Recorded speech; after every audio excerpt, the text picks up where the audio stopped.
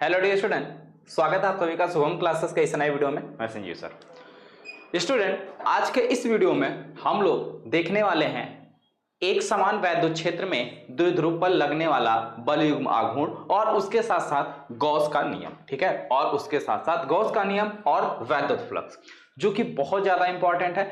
एक समान वैद्युत क्षेत्र में किसी भी द्विध्रुव पर लगने वाला बल युग्म आघूर्ण और उसके साथ साथ देखा जाए तो गॉस का नियम। ठीक है, ये दोनों बोर्ड एग्जाम के लिए बेटा बहुत ही इंपॉर्टेंट टॉपिक है और यहां से हर साल आपके एग्जाम में क्वेश्चन पूछा जाता है। इससे पहले की वीडियो की अगर हम बात करें तो इससे पहले हम लोग डिस्कस कर चुके हैं किसके बारे में, अच्छी स्थिति में वैद्युत क्षेत्र की तीव्रता, निरक्षीय स्थिति में वैद्युत क्षेत्र की तीव्रता और वैद्युत क्षेत्र रेखाएं क्या होती हैं। वैद्युत क्षेत्र रेखाओं की परिभाषा एक बार फिर मैं बता दे रहा हूं कि वैद्युत क्षेत्र रेखाओं की अगर आपको परिभाषा लिखनी होगी तो सिंपल तरीके से आप यही लिखेंगे कि वैद्युत क्षेत्र रेखाएं क्या है, किसी भी पृष्ठ के लंबवत खींची गई वो काल्पनिक रेखाएं हैं जिन पर खींची गई स्पर्श रेखाएं उस बिंदु पर वैद्युत क्षेत्र की दिशा को प्रदर्शित करती हैं। यही सिंपल सी परिभाषा है किसकी, वैद्युत क्षेत्र रेखाओं की। ठीक है, फिर से बेटा एक बार रिपीट कर दे रहा हूं कि वैद्युत क्षेत्र रेखाएं, जैसे मान लो ये हमारा कोई काल्पनिक पृष्ठ है। ठीक, ध्यान से देखो, जैसे मान लो ये हमारा क्या है, कोई एक पृष्ठ है। अब इस पृष्ठ के लंबवत खींची गई वो काल्पनिक रेखाएं हैं जो, ठीक है, जो उस बिंदु पर खींची, जैसे मान लो ये एक बिंदु है, इस बिंदु पर अगर हम एक स्पर्श रेखा खींचते हैं तो ये कुछ इस प्रकार से जाएगी। इस बिंदु पर खींची गई स्पर्श रेखा इस बिंदु पर वैद्युत क्षेत्र की दिशा को बताती है। बस यही परिभाषा है। ठीक है, वैद्युत क्षेत्र रेखाएं क्या है, एक काल्पनिक वक्र होती हैं। ठीक है, काल्पनिक रेखाएं होती हैं। चलिए, तो जो भी बच्चे अभी तक कल का सेशन नहीं देखे हैं, सबसे पहले बेटा वो, ठीक है, इस वीडियो के खत्म होने के बाद कल का सेशन देख लेंगे। और वीडियो शुरू करने से पहले एक चीज और क्लियर कर दे रहा हूं कि देखिए, जितने भी बच्चे वीडियो को लाइव देख रहे हैं सभी लोग वीडियो को शुरू से लेकर लास्ट तक देखिएगा, जिससे एक एक पॉइंट आपका क्लियर हो सके। ठीक है, और बहुत सारे बच्चे बीच में जो है क्वेश्चन करते हैं कि जो है, एक सेकंड बच्चों, माइक नहीं आना क्या? अच्छा, नहीं आना। ठीक है, ठीक है, बहुत सारे बच्चों का बीच में जो है क्वेश्चन आ जाता है कि सर पीडीएफ मिलेगा कि नहीं मिलेगा और बाकी चीजें। तो सबसे पहले मैं आपको यही चीज क्लियर कर दे रहा हूं। देखिए, सबसे पहली बात तो यह है बेटा, अगर आप, ठीक है, इस बार के बोर्ड परीक्षा में, ठीक है, इस बार के बोर्ड परीक्षा में आप मैक्सिमम अंक स्कोर करना चाहते हैं तो शुभम क्लासेस का टॉप 100 बैच ज्वाइन कर लीजिए। देखिए, शुभम क्लासेस के टॉप 100 बैच से पढ़कर बच्चे बोर्ड एग्जाम में मैक्सिमम अंक ले आए हैं। जैसा कि आप देख रहे हैं, उनकी फोटो भी है, साथ साथ उनका परसेंटेज भी है। और सबसे इंपॉर्टेंट बात यह है बच्चों कि आपको इस टॉप 100 बैच में क्या क्या मिलेगा, ये बहुत इंपॉर्टेंट है। सबसे पहले तो आपको मिलेगा लाइव क्लास, साथ ही साथ आपको मिलेगा प्रैक्टिस सेट और हर एक चैप्टर का नोट्स मिलेगा। उसके साथ साथ आपको पिछले 3 साल का पेपर और उसका जो है आंसर मिलेगा। संडे टेस्ट होगा, एवरी संडे आपका टेस्ट होगा और साथ ही साथ इंपॉर्टेंट क्वेश्चन और आंसर मिलेंगे। ठीक है, जैसा कि अभी आपने देखा कि सैटरडे को जो है ऐप पर आपका डाउट क्लास भी हुआ था, यानी अगर आपको कहीं कोई डाउट है तो बीच बीच में इस तरीके से आपको इसमें एक्स्ट्रा डाउट क्लास भी मिलता रहेगा, जिससे आप अपना डाउट आसानी से क्लियर कर सकते हैं। ठीक है, और जो भी पीडीएफ है, सारी पीडीएफ, सारे नोट्स आपको टॉप 100 बैच में मिलेंगे। तो जो भी बच्चे अभी तक बैच को ज्वाइन नहीं किए हैं बेटा, बैच को ज्वाइन कर लीजिए, जिसकी प्राइस सिर्फ और सिर्फ 1499 रुपए। ये 1499 वन टाइम पेमेंट है, यानी कि एक बार पेमेंट किए उसके बाद एग्जाम तक आपको किसी भी प्रकार का कोई भी चार्ज देने की जरूरत नहीं है। ठीक है, चलिए आते हैं बच्चों टॉपिक पर। तो क्या हेडिंग है, हेडिंग लगाइए, एक समान वैद्युत क्षेत्र में द्विध्रुव पर कार्यरत बल युग्म आघूर्ण। एक समान वैद्युत क्षेत्र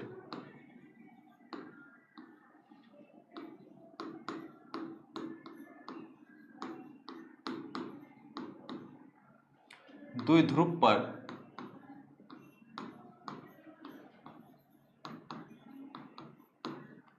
कार्यरत बल युग्म आघूर्ण, बल युग्म आघूर्ण। ठीक है, देखो, इसकी अगर हम बात करें बेटा, एक समान वैद्युत क्षेत्र में द्विध्रुव पर कार्यरत बल युग्म आघूर्ण, तो बहुत आसान ठीक है, बहुत आसान प्रूफ है और अगर एग्जाम में आता है तो 3 नंबर में आता है, यानी कि 3 नंबर आपका बहुत ही सिंपल तरीके से कंफर्म हो रहा है। ध्यान से देखिए, जैसे मान लीजिए ये हमारा क्या है, एक समान वैद्युत क्षेत्र है और भी कल ही हमने आपको बताया था कि अगर हमारा एक समान वैद्युत क्षेत्र है तो उसको हम कैसे प्रदर्शित करेंगे, समांतर रेखाओं के द्वारा। कैसे? समांतर रेखाओं के द्वारा। ठीक है, अब मान लेते हैं ये हमारा एक समान वैद्युत क्षेत्र क्या है, ई है। ठीक है, जिसकी दिशा इस डायरेक्शन में है। अब इस वैद्युत क्षेत्र में ये मान लेते हैं कोई वैद्युत द्विध्रुव ए बी है जो वैद्युत क्षेत्र के साथ थीटा कोण पर रखा गया। ठीक है, हमने क्या माना, यह हमारा कोई वैद्युत द्विध्रुव ए बी है जो कहां है, वैद्युत क्षेत्र में, वैद्युत क्षेत्र के साथ कितने कोण पर रखा गया है, थीटा कोण पर। कितना कोण बना रहा है, थीटा कोण। ठीक है, मान लेते हैं यहां पे आपका आवेश माइनस क्यू है, बिंदु ए पर मान लेते हैं ये आवेश आपका माइनस क्यू है और बिंदु बी पर आपका हमने मान लिया ये प्लस क्यू आवेश। ठीक है, आई बात समझ में? इतनी बात समझ में आ गई।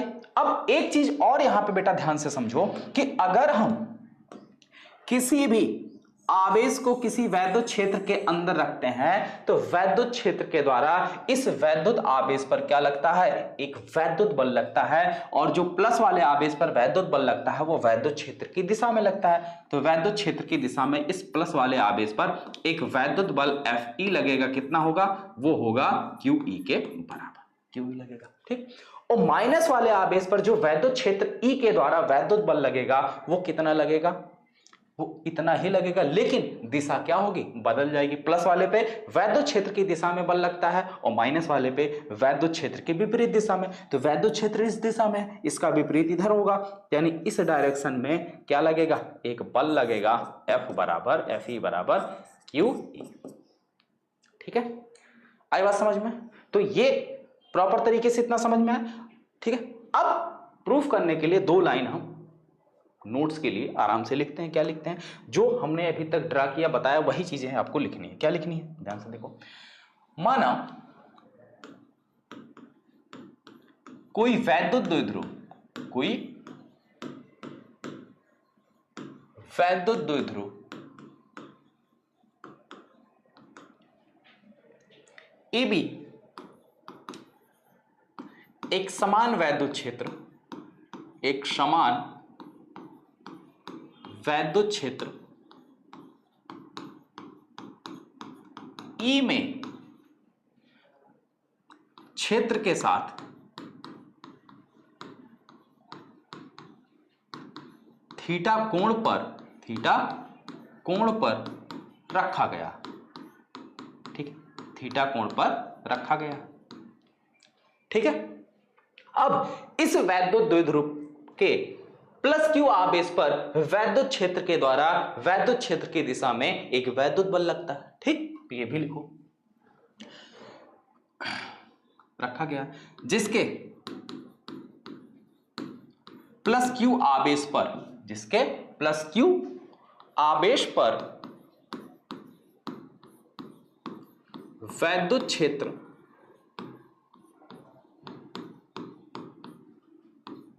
ई के द्वारा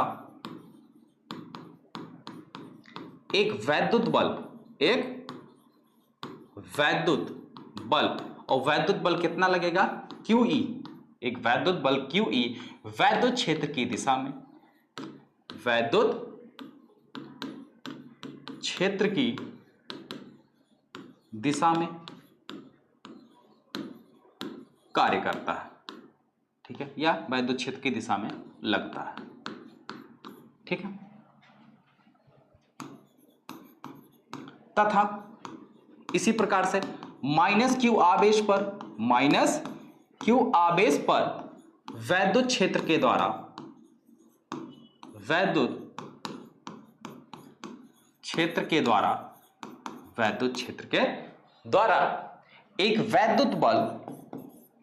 एक वैद्युत बल वैद्युत क्षेत्र की विपरीत दिशा में लगता है, वैद्युत क्षेत्र की विपरीत दिशा में लगता है, वैद्युत क्षेत्र की विपरीत दिशा में लगता है। ठीक है, वैद्युत क्षेत्र की विपरीत दिशा में लगता है, ठीक है।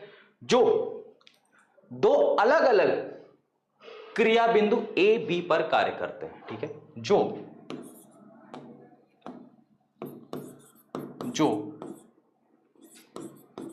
अलग अलग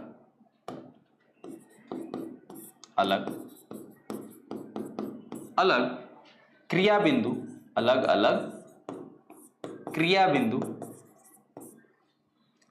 बी व ए पर क्रमशः कार्य करते हैं, ठीक है। क्लियर, ठीक है।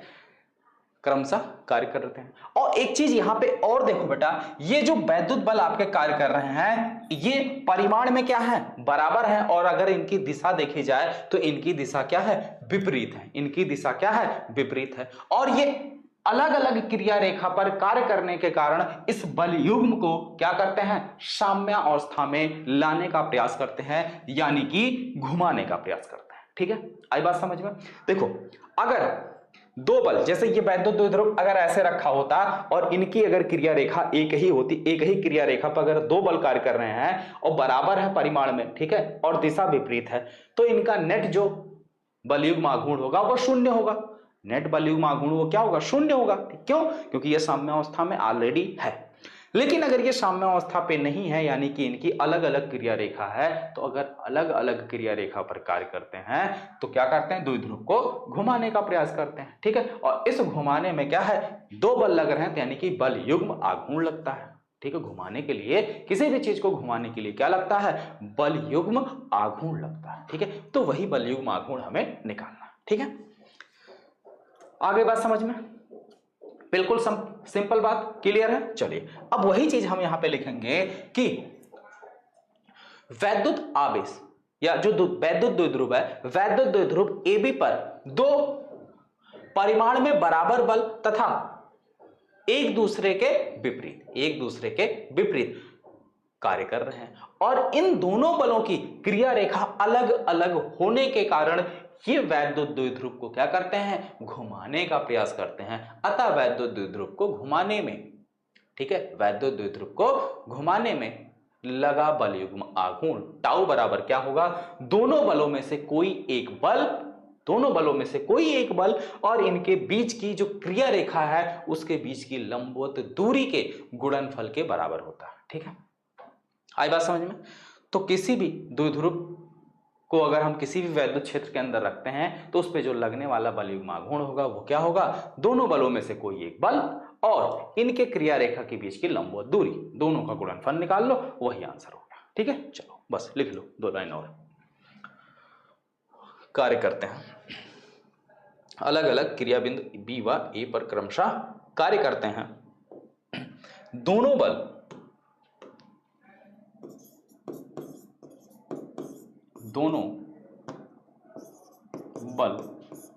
परिमाण में बराबर और एक दूसरे के विपरीत कार्य कर रहे हैं, एक दूसरे के विपरीत कार्य कर रहे हैं, एक दूसरे के विपरीत कार्य कर रहे हैं, ठीक है बेटा, एक दूसरे के विपरीत कार्य कर रहे हैं। अब इन दोनों बलों की क्रिया रेखा अलग अलग होने के कारण ये बल युग्म को क्या करते हैं, साम्य अवस्था में लाने का प्रयास करते हैं, ठीक है। ये चीज लिखेंगे, दोनों बलों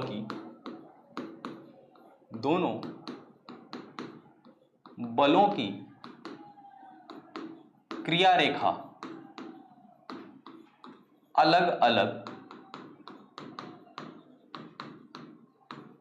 होने के कारण वे वैद्युत द्विध्रुव को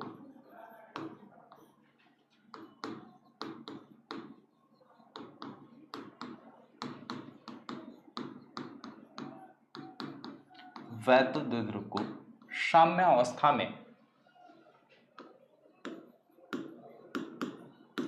लाने का प्रयास करती हैं।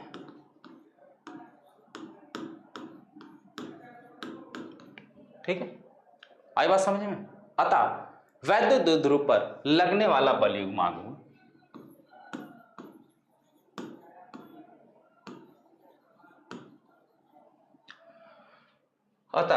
वैद्युत द्विध्रुव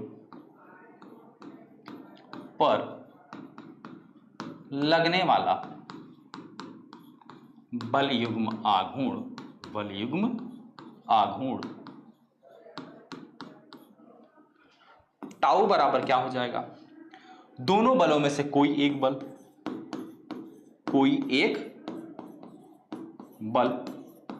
और गुणे दोनों बलों के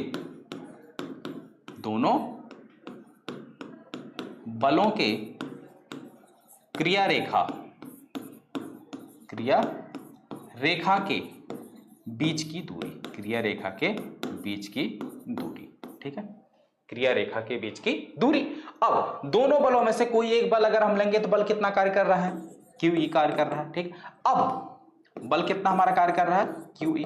अब आ जाओ, देखो दोनों बलों के क्रिया रेखा के बीच की दूरी कितनी है, दूरी निकाल लेते हैं, ठीक है। अब एक बार फिर रिपीट कर दूंगा, बहुत आसान है, बस ये जो चीजें लिखी गई है ना, बस यही चीज जो है आपको एक्स्ट्रा जो है दिक्कत कर रही होगी, जो चीजें लिखी गई है। तो अभी हम बता रहे हैं कि इसको आप कैसे आसानी से बिना याद किए हुए समझकर कैसे लिख सकते हैं। पहले ध्यान दो इधर, देखो बात हो रही है कि दोनों बलों की क्रिया रेखा, बल कहां कार्य कर रहे हैं, बिंदु बी पर और एक ई पर, तो इसकी क्रिया रेखा ये हो गई, ठीक है। और इस बल की क्रिया रेखा अगर देखी जाती ये हो गई, तो दोनों की क्रिया रेखा के बीच की लंबवत दूरी यानी ये वाली दूरी चाहिए, ठीक है। यानी बी से हम यहां पे इस लंब डाल दे रहे हैं, तो मान लेते हैं ये लंब हमारा सी है, ठीक है, ये लंब, ठीक है। अगर ये कोण थीटा है बेटा, तो ये कोण भी आपका थीटा बनेगा, ठीक है। अगर ये कोण थीटा आपका बन गया, तो ये आपका क्या होगा, आधार हो गया, ये लंब हो गया, ये कर्ण हो गया, और ये वैद्युत द्विध्रुव है। वैद्युत द्विध्रुव की लंबाई हमें पता होती है कितनी है, 2l है। कितनी है बेटा, 2l है। कितनी है, 2l।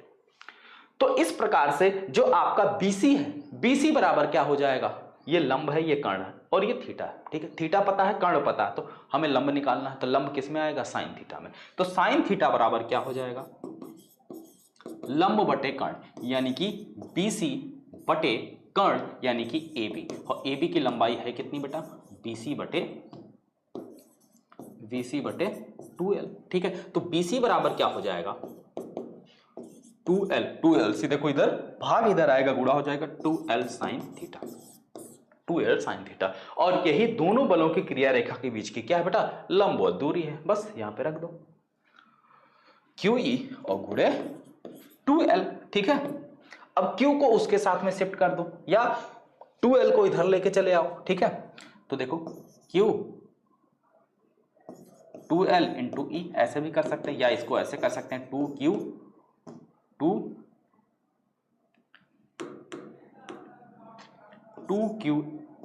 Into E। तो 2QL को हम क्या लिख सकते हैं, P, और सॉरी यहां साइन थीटा भी है,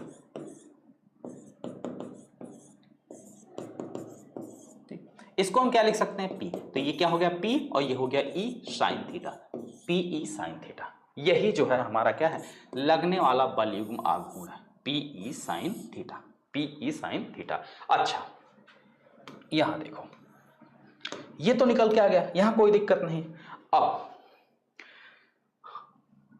मैथ में आप लोग वेक्टर पढ़े होंगे, यानी कि वेक्टर अलजेब्रा। अगर vector A cross vector B होता है, तो इसको हम क्या लिखते हैं, AB साइन थीटा लिखते हैं। तो अगर यहां पे लिखा हुआ PE साइन थीटा, तो इसको हम vector P cross vector A लिख सकते हैं, बिल्कुल। तो टाउ बराबर क्या हो जाएगा, जो बल युग्म आघूर्ण है ये आपकी क्या है, एक सदिश राशि, ठीक। तो टाउ बराबर क्या हो जाएगा, वेक्टर P गुणे वेक्टर E, ठीक है। इसी प्रकार से ये आपका मेन फार्मूला, इस कॉन्सेप्ट से ये चीज आया हुआ, ठीक है। क्लियर हो गया, यहां तक कोई दिक्कत नहीं। चलो एक बार फिर से रिपीट कर दे रहा हूं, ध्यान से देखो, इसमें क्या करना है, ये हमारा कोई एक समान वैद्युत क्षेत्र है, ठीक। अब इस एक समान वैद्युत क्षेत्र के लिए हमें क्या करना होता है कि वैद्युत क्षेत्र रेखाएं जो होती हैं वो परस्पर क्या होती हैं, समांतर होती थी, हमने समांतर रेखाएं खींच ली। अब इस वैद्युत क्षेत्र में एक वैद्युत द्विध्रुव AB जो है वो क्या रखा हुआ है, कितने कोण पर, थीटा। वैद्युत द्विध्रुव की लंबाई कितनी है, 2l, ठीक। अब वैद्युत द्विध्रुव है तो जाहिर सी बात है एक प्लस क्यू है एक माइनस क्यू है, ठीक। तो प्लस क्यू आवेश पर यानी कि वैद्युत क्षेत्र के अंदर अगर हम कोई भी आवेश रखते हैं, चाहे वो प्लस हो या माइनस हो, अगर हम प्लस आवेश रखते हैं तो उस पर वैद्युत क्षेत्र के द्वारा एक बल वैद्युत क्षेत्र की दिशा में लगता है और माइनस वाले पर वैद्युत क्षेत्र की विपरीत दिशा में लगता है। तो दोनों आवेश परिमाण में बराबर है, तो इस पर जो बल लगेगा वो वैद्युत क्षेत्र की दिशा में और इस पर जो लगेगा वैद्युत क्षेत्र की विपरीत दिशा में। आवेश दोनों सेम है, परिमाण बराबर, सिर्फ क्या है, चिन्ह विपरीत है, ठीक। तो बल भी बराबर होगा लेकिन दिशा अलग अलग होगी, ठीक। अब दो बल, एक ही वैद्युत द्विध्रुव के दो अलग अलग क्रिया बिंदु पर दो बल क्या है, परिमाण में बराबर कार्य कर रहे हैं, ठीक है। तो ये क्या करेंगे, इस द्विध्रुव को साम्य अवस्था में लाने का प्रयास करेंगे, यानी कि घुमाने का प्रयास करेंगे। और ये बलयुग्म है, तो बलयुग्म जो है यानी कि ये किसी द्विध्रुव को घुमाने में जो कार्य कर रहा है वो किसके बराबर होगा, बलयुग्म आघूर्ण के। तो बलयुग्म आघूर्ण बराबर क्या फार्मूला होता है कि दोनों बलों में से कोई एक बल और गुणे इनके बीच की क्रिया रेखा, ठीक है, क्रिया रेखा के बीच की लंबवत दूरी, ये चीज आ गया। और इसका जो मात्रक होगा वो क्या होगा बेटा, मात्रक क्या होगा, देखो Q का मात्रक कूलम, E का मात्रक क्या होता है, E का मात्रक न्यूटन बटे कूलम, ठीक है। या सीधे सीधे इसका मात्रक, इसका देखो QE, ये क्या है, बल है, और बल का मात्रक क्या होता है, न्यूटन, और ये दूरी है, दूरी का मात्रक मीटर। तो इसका जो मात्रक होगा वो क्या होगा, न्यूटन मीटर,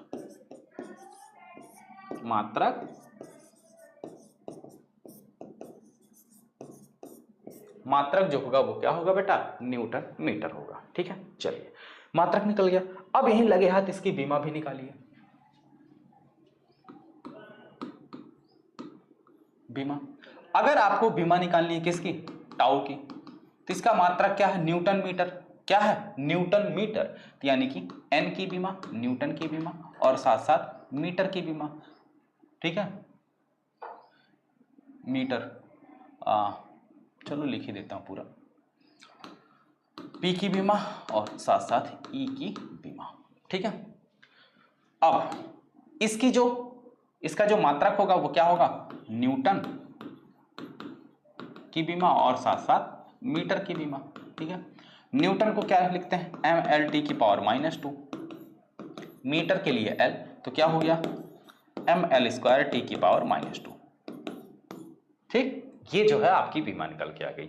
न्यूटन यानी बल की बीमा, सबको पता है न्यूटन बल का मात्रक होता है, बल की बीमा क्या होती है, mLt की पावर -2, और मीटर यानी कि ये दूरी का मात्रक यानी कि लेंथ, मीटर की बीमा जो होती है वो L होती है, ठीक। तो ये हो गया हमारा mL² t की पावर -2, ठीक है, क्लियर है। अच्छा एक चीज और देखो, यहां पे क्या निकला, टाउ बराबर PE sin थीटा।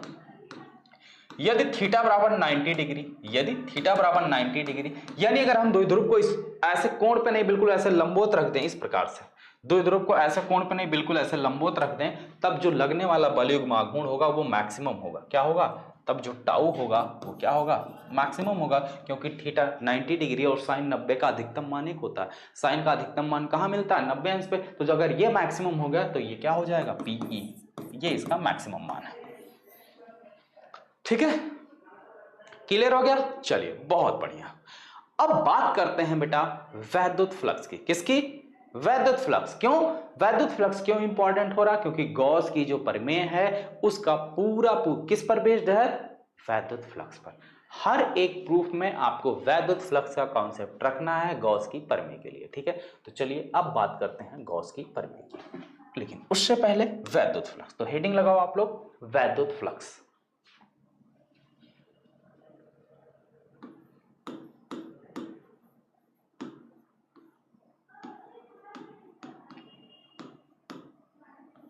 वैद्युत फ्लक्स, वैद्युत फ्लक्स होता क्या है, ठीक, वैद्युत फ्लक्स होता क्या है, तो किसी भी पृष्ठ से संबद्ध वैद्युत फ्लक्स का मान उस पृष्ठ से गुजरने वाली वैद्युत बल रेखाओं की संख्या के बराबर होता है। वैद्युत फ्लक्स की परिभाषा में हम लोगों ने क्या देखा कि वैद्युत फ्लक्स क्या होता है, किसी भी पृष्ठ से संबंधित, जैसे मान लो ये हमारा क्या है, कोई पृष्ठ है, इस पृष्ठ से संबंधित इसके अभिलंबवत गुजरने वाली बल रेखाओं की संख्या वैद्युत फ्लक्स होती है, ठीक। जैसे मान लो ये हमारा कोई पृष्ठ है, अब इस पृष्ठ से अगर 10 वैद्युत बल रेखाएं गुजर रही हैं या 20 वैद्युत बल रेखाएं गुजर रही हैं, तो इस पृष्ठ से संबंधित जो वैद्युत फ्लक्स होगा या वैद्युत फ्लक्स का जो मान होगा वो कितना होगा, 20 होगा। यानी वैद्युत फ्लक्स का जो मान होता है बेटा वो किसी भी पृष्ठ के अभिलंबवत गुजरने वाली बल रेखाओं की संख्या। ठीक है, आगे बात समझ में। चलिए, तो वैद्युत फ्लक्स की क्या परिभाषा लिखेंगे, किसी भी पृष्ठ के अभिलंबवत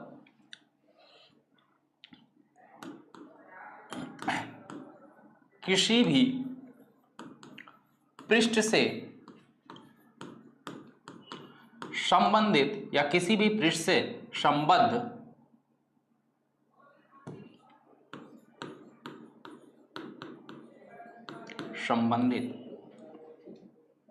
वैद्युत फ्लक्स का मान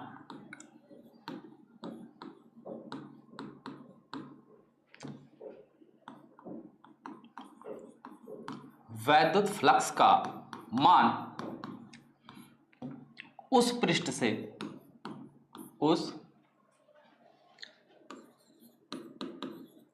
पृष्ठ के अभिलंबवत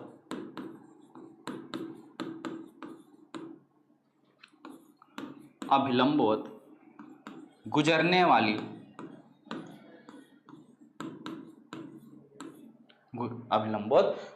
वाली वैद्युत बल रेखा या क्षेत्र रेखा, चलो क्षेत्र रेखा ही लिख देते हैं। ठीक है, वैद्युत क्षेत्र रेखाओं की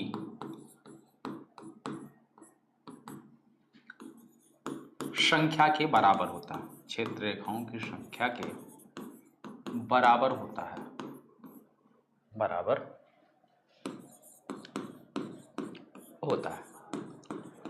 ठीक है, आई बात समझ में। यानी वैद्युत फ्लक्स जो है वो क्या होता है, किसी भी, ठीक है, किसी भी पृष्ठ के अभिलंबवत गुजरने वाली जो वैद्युत बल रेखाओं या वैद्युत क्षेत्र रेखाओं की जो संख्या होगी वही उस पृष्ठ से संबंधित क्या होगा, वैद्युत फ्लक्स का मान होगा। ठीक है, माना पृष्ठ का क्षेत्रफल,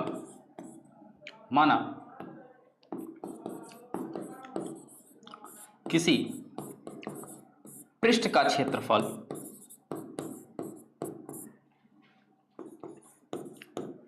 A है जो कि एक समान वैद्युत क्षेत्र E में, एक समान वैद्युत क्षेत्र E में स्थित है, एक समान वैद्युत क्षेत्र E में स्थित है। तो इस पृष्ठ से गुजरने वाला या इस पृष्ठ से संबंध कुल वैद्युत फ्लक्स का मान, तो पृष्ठ से संबद्ध वैद्युत फ्लक्स का मान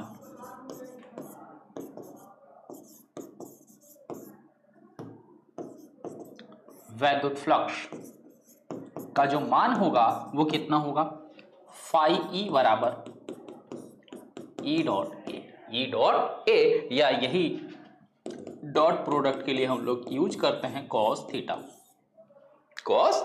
ठीक है, तो वैद्युत फ्लक्स का बेटा यही सूत्र है, याद रहेगा,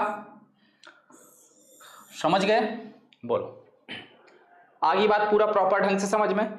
वैद्युत फ्लक्स क्या होता है, किसी भी पृष्ठ के अभिलंबवत गुजरने वाली वैद्युत क्षेत्र रेखाओं की संख्या को हम क्या कहते हैं, उस पृष्ठ का वैद्युत फ्लक्स कहा जाता है। ठीक है, इतनी बात समझ में आ गई। और वहीं अगर मान लेते हैं पृष्ठ का क्षेत्रफल अगर हमारा A है तो उस पृष्ठ से जो गुजरने वाली वैद्युत बल रेखाओं की संख्या होगी या वैद्युत क्षेत्र रेखाओं की संख्या होगी वो कितना होगा, E डॉट A के बराबर होगा। ठीक है, क्लियर है। चलिए, अब वैद्युत फ्लक्स अगर समझ गए तो अब गॉस के प्रमेय को अच्छे से समझने के लिए एक और चीज समझना होगा, वो क्या है, घन कोण के बारे में। ठीक है, चलिए बात करते हैं घन कोण। तो हेडिंग डालो घन कोण, इसी को बोलते हैं सॉलिड एंगल। क्या बोलते हैं, सॉलिड एंगल। ठीक है, सॉलिड एंगल। घन कोण क्या होता है, सॉलिड एंगल। ठीक, चलिए ध्यान से देखिए, आप लोगों ने छाता देखा होगा बच्चों, छाता। ठीक है, जैसे मान लो छाता क्या होता है, इस प्रकार से छाते में एक डंडी लगी होती है, ऊपर इस प्रकार से ऐसे होता है, ठीक।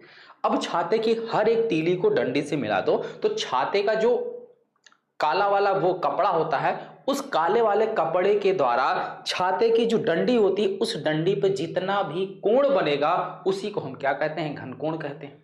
तो अब यहाँ पे जो कोण बन रहा है वो क्या है, जो कोण बन रहा है वो किसके द्वारा बन रहा है, उस पूरे काले वाले कपड़े के द्वारा। तो अब उस काले वाले कपड़े को हम क्या बोल सकते हैं, ऐसे तो बोलेंगे नहीं काला कपड़ा, क्या बोल सकते हैं, वो पूरा एक क्षेत्र है। क्या है, एक क्षेत्र है, पूरा एक क्या है, क्षेत्रफल, यानी कि उसका एरिया होगा। क्या होगा, एरिया होगा। तो जिसका एरिया होता है उसको हम लोग क्षेत्र बोल देते हैं, ठीक है। तो किसी भी क्षेत्र के द्वारा उसके केंद्र पर बना हुआ घनकोण क्या कहलाता है, सॉरी, केंद्र पर बना कोण ही घनकोण कहलाता है, ठीक है। आई बात समझ में। या आप लोगों ने कोन वाली आइसक्रीम भी देखी होगी, कोन वाली आइसक्रीम आप लोगों ने देखा होगा, ठीक है। तो वो जो नीचे कोना होता है, रुको मैं आपको दिखाता हूं, आइसक्रीम थोड़ी दिखाऊंगा। देखो कुछ इस प्रकार से,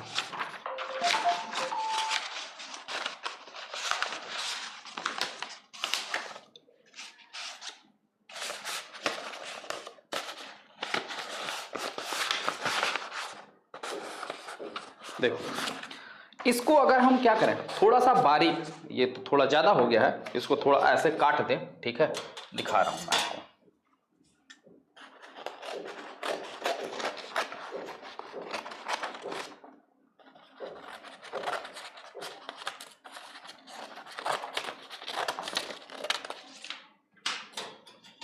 देखो इस प्रकार से आप लोगों ने देखा होगा कोन वाला आइसक्रीम, ठीक है।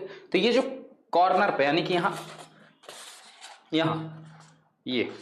यहां पे जो कोण बन रहा, इसको अगर हम ढकें तो ये पूरा एक हमको क्या मिलेगा, क्षेत्र मिलेगा। अब इस इतने क्षेत्र के द्वारा यहां कॉर्नर पे जो कोण बन रहा है उसी को हम क्या बोलते हैं, घनकोण बोलते हैं, ठीक है। आई थिंक समझ गए। जैसे मान लो ये हमारा क्या है, एक कोई क्षेत्र, ठीक।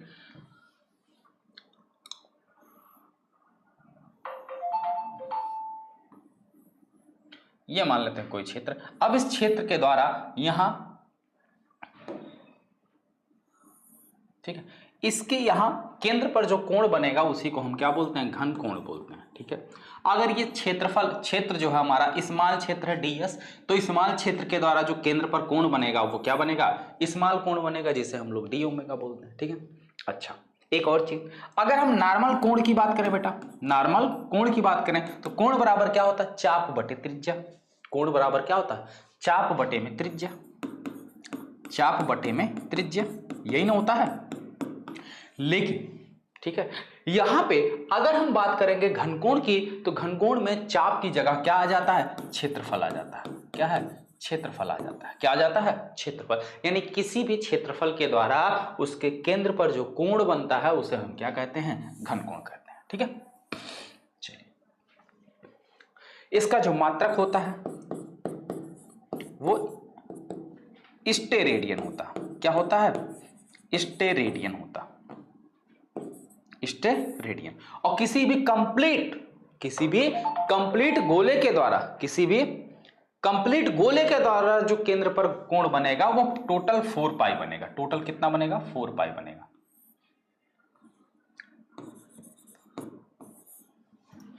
ठीक। अच्छा, अगर हम किसी वृत्त की बात करें तो कोई भी वृत्त, ठीक है, जैसे मान लो ये एक वृत्त है, इस वृत्त के केंद्र पर अगर देखा जाए टोटल कितना कोण बनता है, 2 पाई, यानी कि 360 अंश, 360 अंश। लेकिन अगर हम वृत्त की बात ना करके किसी सॉलिड की बात करते, जैसे मान लो आपका गेंद हो गया, बॉल के केंद्र पर कितना कोण बनेगा, तो बॉल के केंद्र पर जो कोण बनेगा वो कितना बनेगा, 4 पाई स्टेरेडियन, ठीक है। और बॉल का एक टुकड़ा निकाल लो, एक टुकड़े के द्वारा, बॉल के एक टुकड़े के द्वारा, ठीक है, बॉल के एक टुकड़े के द्वारा जो केंद्र बनेगा उसे हम क्या बोलेंगे, घनकोण बोलेंगे, ठीक है। चलो, क्लियर हो गया, घनकोण की परिभाषा आप सभी की क्लियर हो गई। चलिए, तो अब हम बात करते हैं, लिखना भी पड़ेगा, बोलो लिखना पड़ेगा या आप लोग लिख लोगे, जल्दी बताओ भाई। अगर लिख लोगे तो अच्छी बात है, या अगर नहीं लिख पाओगे तो बोलो लिख दें, ठीक है। चलिए, हो जाएगा ना, बहुत सही। तो अब हेडिंग लगाओ बच्चों, गॉस की प्रमेय। क्या, गॉस की प्रमेय, गॉस की प्रमेय, ठीक। गॉस की प्रमेय क्या कहती है? गॉस की प्रमेय क्या कहती है? गॉस की प्रमेय का जो स्टेटमेंट है, कथन है, वो बहुत सिंपल है। क्या है? किसी भी पृष्ठ से संबंधित कुल वैद्युत फ्लक्स का मान, या किसी भी पृष्ठ से संबद्ध कुल वैद्युत फ्लक्स का मान उस पृष्ठ में उपस्थित कुल आवेश का एप्सिलॉन नॉट गुना होता है। ठीक है, चलिए तो लिखते हैं। किसी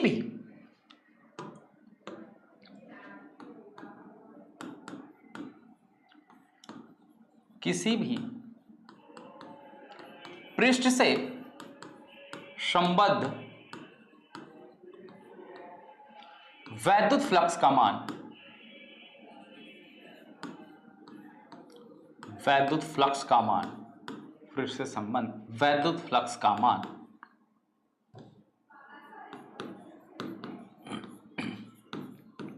उस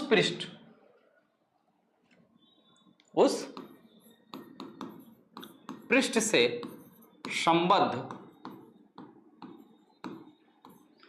कुल आवेश का, कुल आवेश का 1/ε0 गुना होता है, 1/ε0 गुना होता है। ठीक है, इतनी बात समझ में आई कि किसी भी पृष्ठ से संबंधित या किसी भी पृष्ठ से संबद्ध कुल वैद्युत फ्लक्स का जो मान होता है वो किसी भी पृष्ठ, उस पृष्ठ से संबंधित कुल आवेश, जैसे मान लो ये अगर हमारा कोई क्या है, पृष्ठ है, ठीक है, ये मान लो हमारा कोई पृष्ठ है, ठीक, आई बात समझ में। अच्छा, एक और चीज, ठीक है, एक और चीज जो यहां पे आप किसी भी पृष्ठ लिखे हो, ये पृष्ठ की जगह आप गॉसियन पृष्ठ कर लो, ज्यादा अच्छा रहेगा। ठीक है, वैसे ये भी सही है, लेकिन गॉसियन पृष्ठ करोगे तो ज्यादा बेटर होगा। किसी भी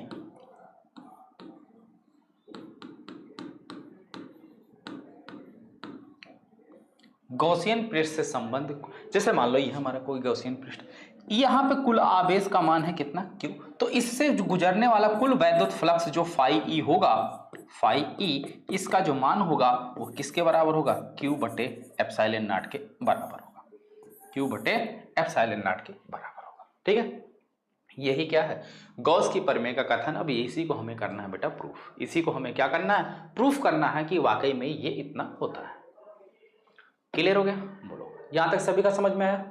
आगे बढ़े, चलिए फिर से देखो कि किसी भी गॉसियन पृष्ठ से संबंधित जो कुल वैद्युत फ्लक्स का मान होता है वो उस पृष्ठ में उपस्थित कुल आवेश का 1/ε0 गुना होता है। यही जो है गॉस की प्रमेय का स्टेटमेंट है, यही कथन। ठीक, चलिए तो हेडिंग लगाओ प्रूफ, इसका हम लोग करते हैं प्रूफ।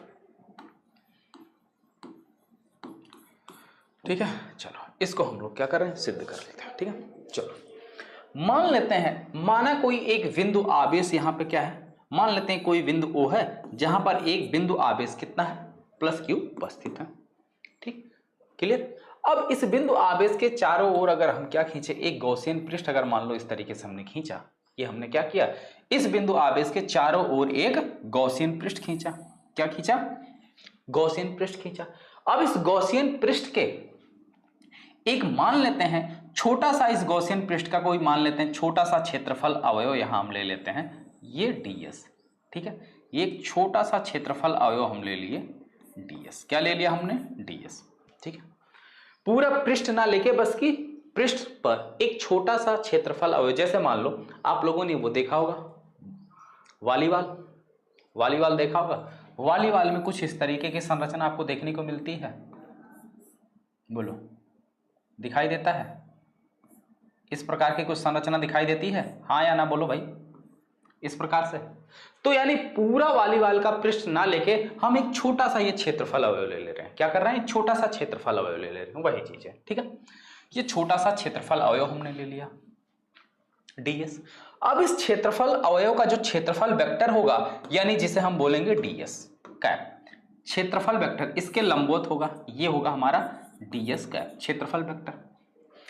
यहां पे एक आवेश है, प्लस क्यू। इस आवेश के कारण अगर इस बिंदु की अगर हम दूरी देखें तो यहां से अगर मान लीजिए इसकी दूरी कितनी है, आर है, कितनी है, आर है, तो इस आवेश की वजह से क्या होता है, एक वैद्युत क्षेत्र होगा और वैद्युत क्षेत्र की दिशा हमेशा क्या होगी, पृष्ठ के लंबवत, ऐसे बाहर ई की ओर। ये क्या है, वैद्युत क्षेत्र की दिशा है। ठीक, इन दोनों के बीच कितना कोण बन रहा है, मान लेते हैं कोण, इन दोनों के बीच जो कोण बन रहा है वो कितना है, थीटा। ठीक है, क्लियर। चलिए अब इसी को लिख लेते हैं सिंपल शब्दों में। पहले मैं पूरा समझा देता हूं, उसके बाद लिखने वाला काम। माना कोई बिंदु आवेश बिंदु O पर स्थित है, ठीक है, माना कोई बिंदु आवेश, ठीक है, प्लस Q बिंदु O पर स्थित है। ठीक, अब इस पृष्ठ के चारों ओर हमने क्या खींचा, एक गॉसियन पृष्ठ खींचा। इस, ठीक है, इस पृष्ठ के चारों ओर हमने यह जो बिंदु आवेश है इसके चारों ओर हमने क्या खींचा, एक गॉसियन पृष्ठ खींचा। गॉसियन पृष्ठ पर एक सूक्ष्म क्षेत्रफल अवयव ds लिया, जिसके बिंदु P, यहां पे मान लेते हैं बिंदु कोई P है, ठीक है, बिंदु P पर वैद्युत क्षेत्र की तीव्रता कितनी होगी बेटा, बिंदु P पर यानी कि प्लस Q आवेश के कारण, प्लस Q आवेश के कारण बिंदु P पर वैद्युत क्षेत्र की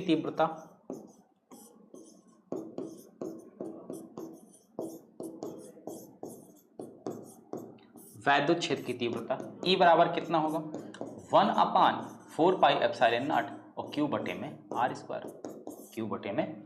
कितना होगा। इस बिंदु P पर, ठीक है, वैद्युत क्षेत्र की तीव्रता इतनी होगी। इस बिंदु P पर हमने क्या लिया, एक स्मॉल यानी कि छोटा सा क्षेत्रफल अवयव ds लिया, जिसका क्षेत्रफल वेक्टर ds कैप वैद्युत क्षेत्र E के साथ थीटा कोण बनाता है, वैद्युत क्षेत्र E के साथ थीटा कोण बनाता है। ठीक, अब इस सूक्ष्म क्षेत्रफल से गुजरने वाला या इस सूक्ष्म क्षेत्रफल से गुजरने वाला वैद्युत फ्लक्स कितना होगा, क्षेत्रफल सूक्ष्म है तो गुजरने वाला वैद्युत फ्लक्स भी क्या होगा बेटा, सूक्ष्म होगा। ठीक है, तो गुजरने वाला वैद्युत फ्लक्स कितना होगा, सूक्ष्म होगा। तो मान लेते हैं d फाई ई बराबर क्या फार्मूला जानते हो, वैद्युत क्षेत्र यानी कि E और डॉट क्या होता है, इसका क्षेत्रफल कितना है, ds। ठीक है, तो ये क्या हो जाएगा, E ds cos थीटा, ये क्या है बेटा, एक सूक्ष्म क्षेत्रफल से गुजरने वाला वैद्युत फ्लक्स है, मान रख दो भाई सबका। ठीक है, ये तो हो गया तो ये क्या मिल गया, d फाई ई बराबर क्या मिल गया, E ds cos थीटा, या E का मान रख दो, E का मान कितना है, 1/4πε0 Q बटे R square into ds cos theta. ठीक है, ये बन गया आपका समीकरण नंबर 2। ये क्या बन गया, समीकरण नंबर 2। ये तो सूक्ष्म आ गया, लेकिन हमें सूक्ष्म पृष्ठ नहीं चाहिए, हमें पूरा पृष्ठ चाहिए। तो संपूर्ण गॉसियन पृष्ठ से संबंधित वैद्युत फ्लक्स, तो क्या लिखोगे, संपूर्ण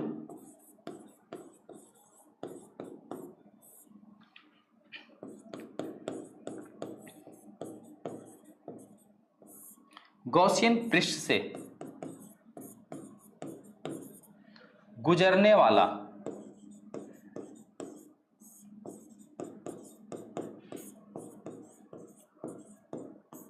कुल वैद्युत फ्लक्स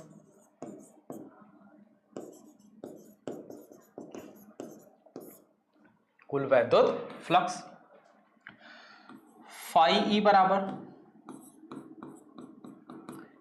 क्या होता है, समाकलन कर दिया जाता है किसका, सूक्ष्म का। यानी अगर सूक्ष्म क्षेत्रफल हमें मिला होता है तो उसका हम क्या कर देते हैं, समाकलन कर देते हैं। तो ये हो गया इंटीग्रेशन, डी फाई ई का मान कितना है, 1/4πε0 Q बटे में R square into ds cos theta. अब किसी भी चीज का अगर समाकलन किया जाता है यानी कि इंटीग्रेशन किया जाता है तो उसमें जो कांस्टेंट टर्म होता है उसे हम बाहर ले लेते हैं और वेरिएबल अंदर कर देते हैं। तो कांस्टेंट टर्म क्या है, Q और 4πε0। तो ये हो गया हमारा Q और ये 4πε0 बाहर हो गया, अंदर बच गया हमारा ds cos थीटा और ये बटे में R स्क्वायर। ये बटे में आर, ये बच गया डी फाई ई बराबर, ठीक है। अब ये जो डी एस कॉस थीटा बटे में आर स्क्वायर है, ये है क्या चीज, ये ds यानी कि सूक्ष्म क्षेत्रफल अवयव ds के द्वारा केंद्र पर बना हुआ घनकोण है। कहां पर, केंद्र पर बना हुआ घनकोण, ठीक है। ये चीज, ये सूक्ष्म अवयव इसके द्वारा बना हुआ घनकोण है डी ओमेगा, ठीक। चलिए, तो इसकी जगह हम क्या लिख सकते हैं, ये लाइन लिख लें, सिंस ds cos थीटा बटे आर स्क्वायर सूक्ष्म क्षेत्रफल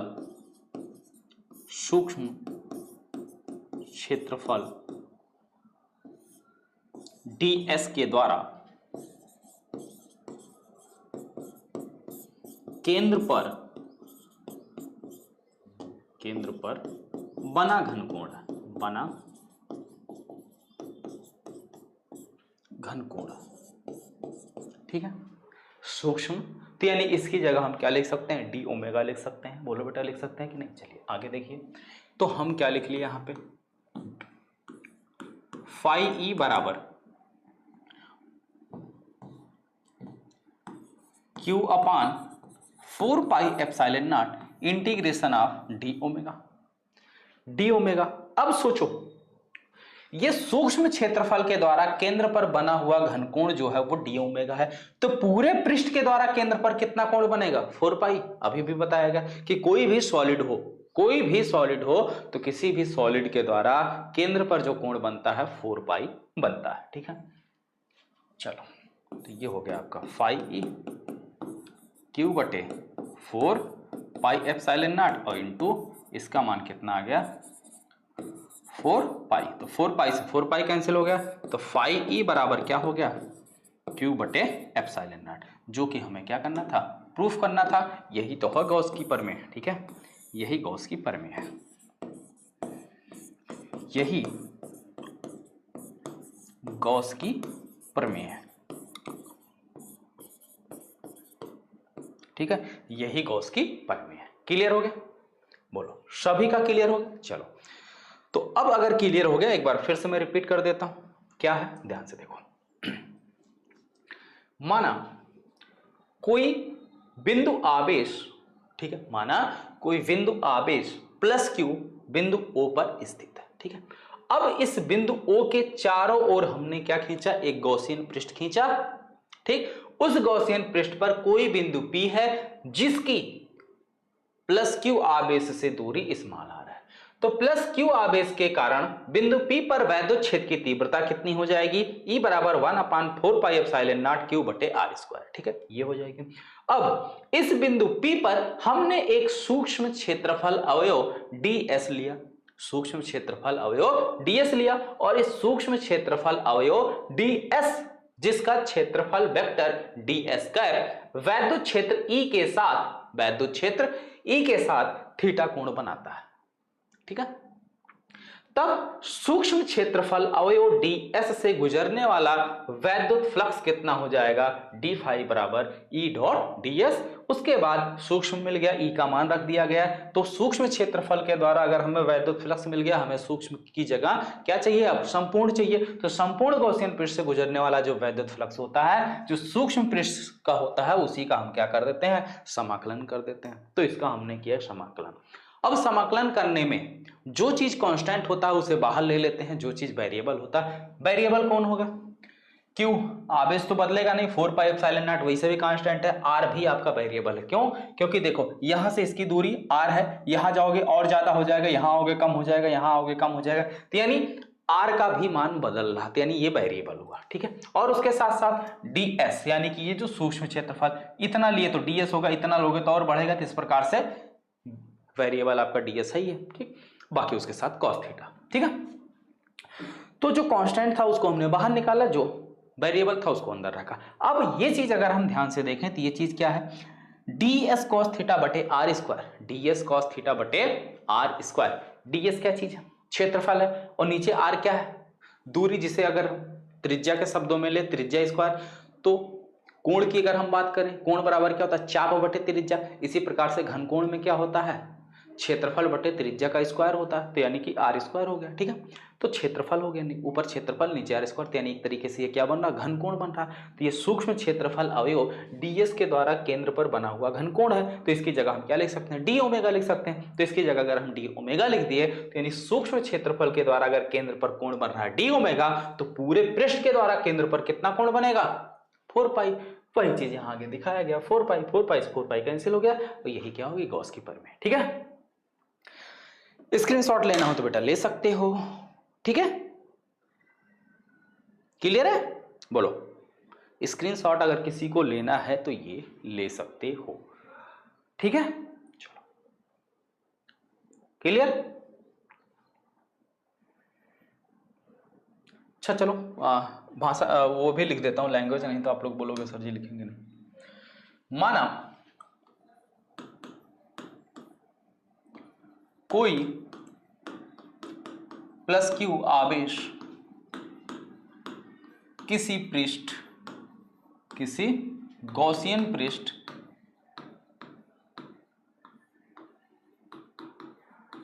S के अंदर बिंदु O पर स्थित है। ठीक है, बिंदु O से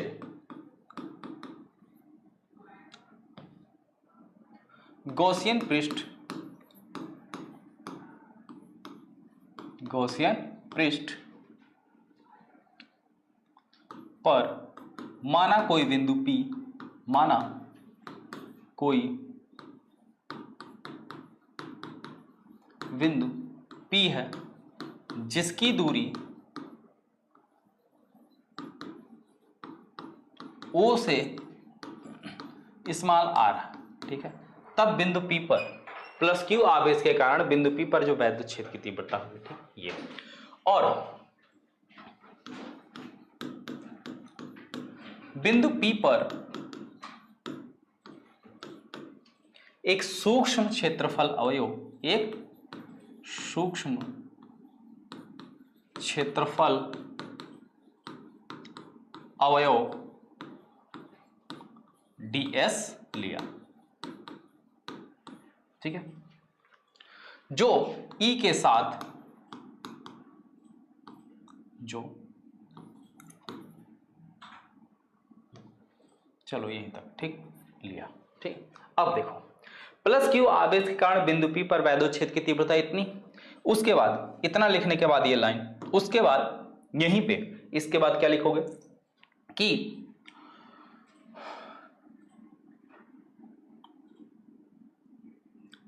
सूक्ष्म अवयव, सूक्ष्म अवयव ds E के साथ थीटा कोण बनाता है।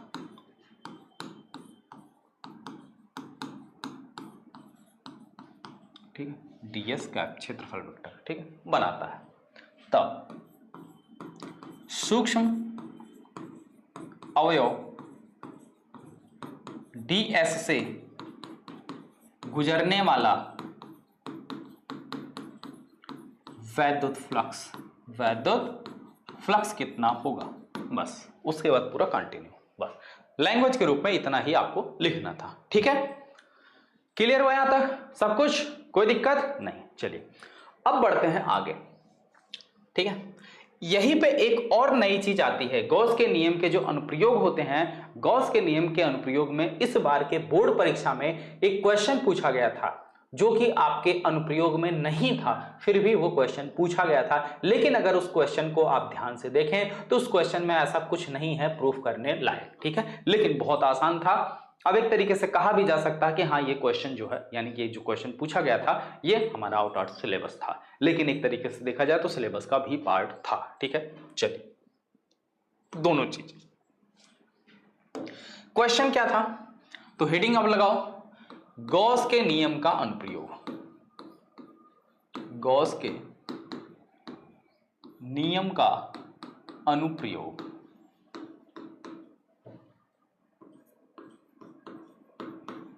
गॉस के नियम का अनुप्रयोग। इसमें एक क्वेश्चन था, गॉस के नियम की सहायता से कूलाम के नियम की उत्पत्ति कीजिए। ठीक है, गॉस के नियम की सहायता से क्वेश्चन क्या था? क्वेश्चन ये था कि गॉस के नियम की सहायता से, गॉस के नियम की सहायता से कूलाम के नियम की, कूलाम के नियम की उत्पत्ति कीजिए। ठीक है, यही क्वेश्चन था।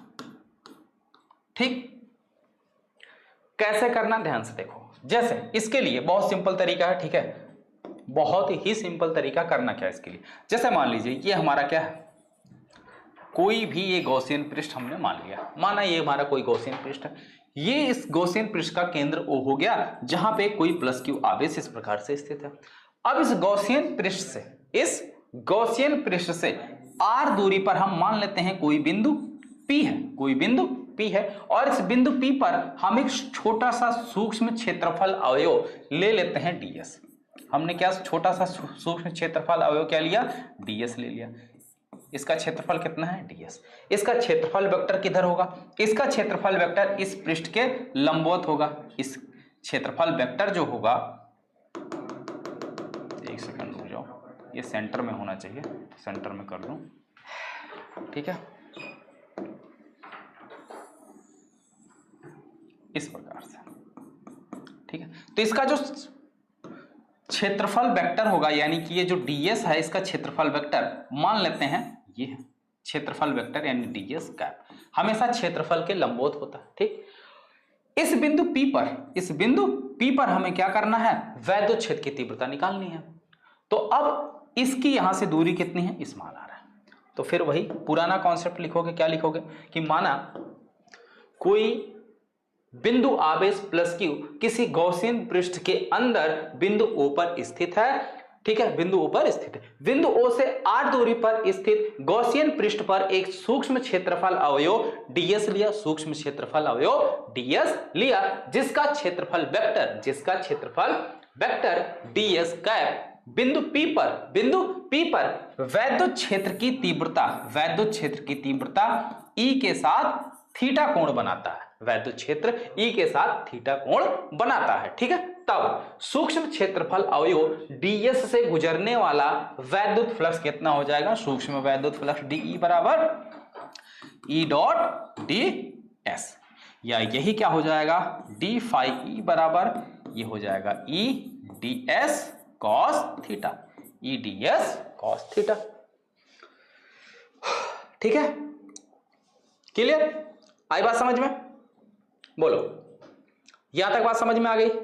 बताओ भाई, यहां तक सभी को बात समझ में आ गई? हाँ या ना? क्लियर है? चलो अब देखो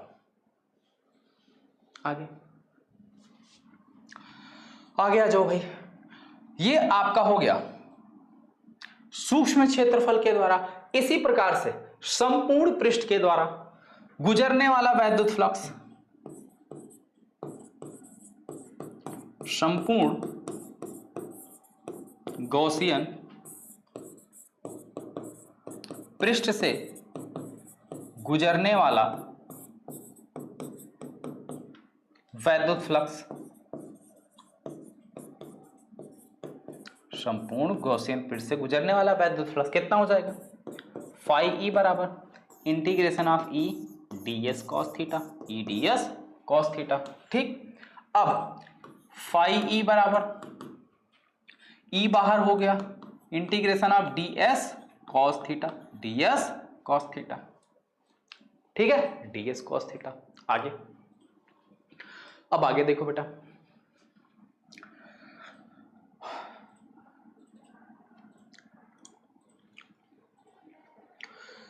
गॉस की प्रमेय से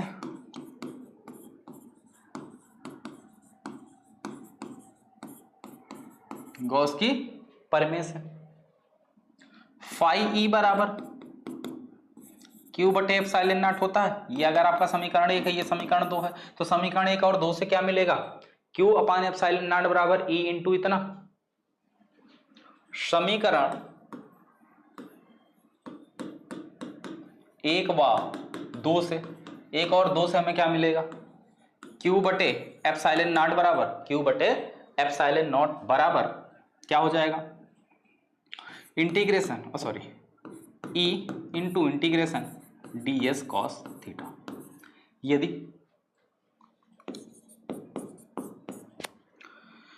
ई व ds कैप के बीच बना कोण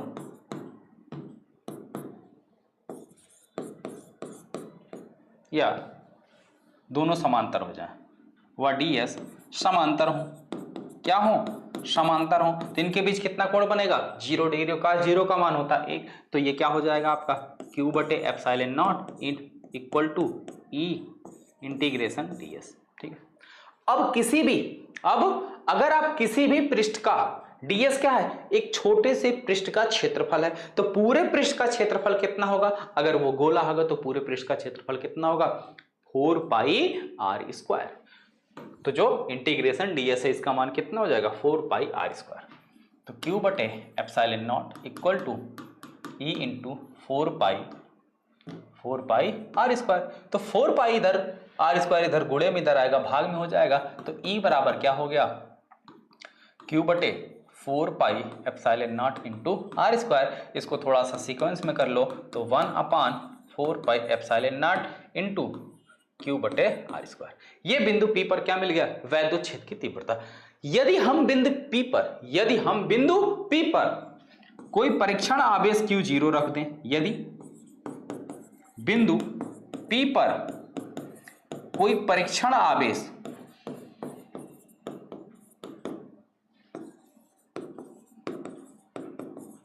Q0 रख दिया जाए, तब क्या होगा, तब Q0 पर लगने वाला वैद्युत बल F बराबर क्या हो जाएगा, Q0 इंटू ई, और ई का मान रख दो Q0 into 1/4 pi epsilon not Q बटे r स्क्वायर, और Q0 को उसके साथ कर दो 1/4 पाई एप्सिलॉन नॉट Q0 बटे r स्क्वायर। यही तो कूलाम का नियम है, यही क्या है, कूलाम का नियम है, और यही चीज जो है एग्जाम में पूछा गया था बोर्ड के। ठीक है, हो जाएगा। बस अब जो है इसके 2 अनुप्रयोग और बचे हुए हैं, जिसको हम लोग कल की क्लास में देखेंगे। आज के लिए इतना ही, ठीक है। और जो भी चीजें, जितने भी बच्चे इस वीडियो को देख रहे हैं बेटा, सभी लोग कमेंट सेक्शन में जरूर बताना कि ये टॉपिक आपको प्रॉपर तरीके से समझ में आ गया या नहीं, ठीक है। अगर कहीं आपको दिक्कत होगा, नहीं समझ में आएगा, तो एक बार वीडियो को आप लोग दोबारा से देख लीजिएगा। उसके बाद भी अगर नहीं समझ में आएगा, कमेंट सेक्शन में लिखना, चीजें आप रिपीट कर दी जाएगी, या ऐप पर जब आपका डाउट क्लास होगा तो वहां पे क्लियर कर दिया जाएगा। ठीक है, ओके बच्चों, मिलते हैं फिर कल।